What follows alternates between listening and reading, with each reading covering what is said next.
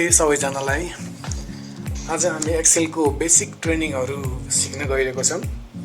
यसमा हाम्रो पहिलो टपिक हुनेछ यो रो र कलमलाई कसरी हाइड गर्ने र त्यसलाई कसरी अनहाइड गर्ने भनेर।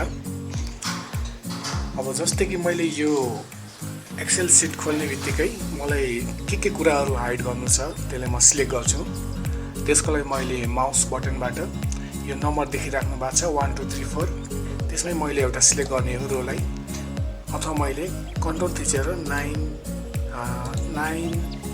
11 पनि थिच्न सक्छु, अथवा मैले सबै हाइड गर्न मन छ भने मैले यसरी सिलेक्ट गर्न पनि सक्छु।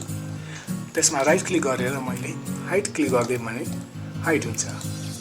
अनि यही कुरालाई फेरि हामीले अनहाइड गर्नको लागि जुन ठाउँ हामीले हाइड गरेको छ 6 देखि 12 बिचमा हाइड भएको छ त्यसलाई हामीले सिलेक्ट गर्ने, त्यसलाई फेरि राइट क्लिक गरेर अनहाइड गरिदिने भने फेरि देखिन्छ।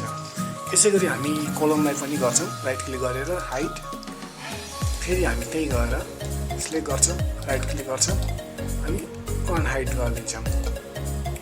Thank you.